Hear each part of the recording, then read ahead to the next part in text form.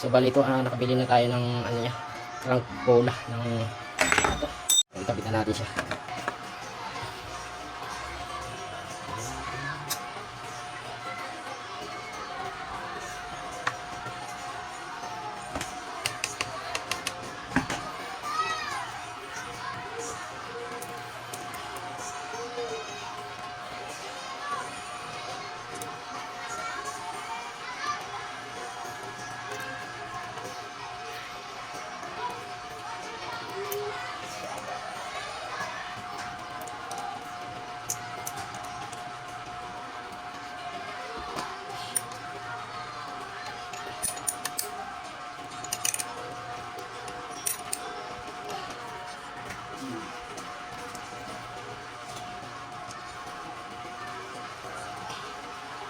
Oops.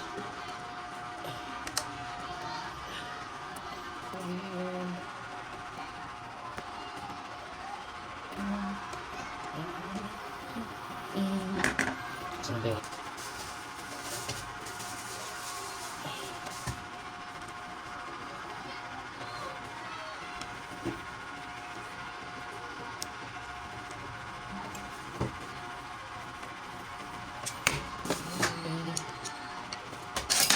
Aray mo, patay tayo dyan. Ikampo, dalang muna.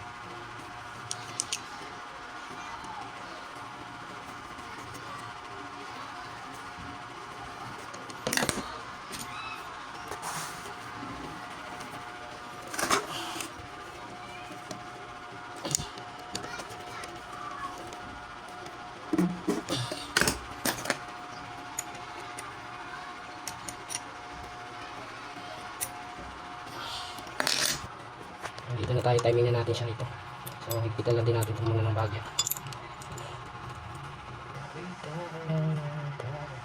So ayan, higpit.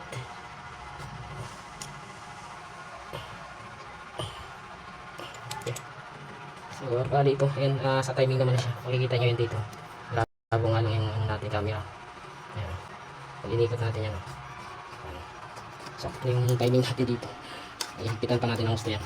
Ayan. Ayan, kailangan yung ano niya dito. Ayan. Ayan. Sa batok ng loper, pataas. Ayan. Bago uli. Ayan. Na to. Balik muna natin lahat yung mga ano niya rito. So yung bali na ikabit na natin siya rito. Napansin natin. Ha? Ang uga ng ano niya, needle bar. Connecting rod, na-check natin yung connecting rod. Ito kasi hindi raw nakakyat. Kaya nga sabi ko sa inyo, pangalagaan nyo talaga ng langis yung makina nyo. Kasi pag hindi yan akyat ang langis, ang mayayari connecting rod talagang tatamaan dyan. Ito, lakas ng ano sa ilalim. Balitaan na rin to. Ewan ko lang kung magpapakto. Tingnan na lang natin. So ano, tumahin na siya. Nagos naman siya. Ito maingay lang talaga ito gawangan nito. Ibang ano talaga. Palitan ng connecting rod yan. Maingay ang takbo nito. Ate, subukan niyo po.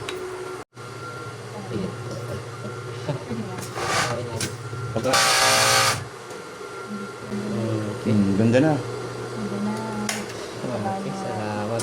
Magkano ba? Ay, pala siya.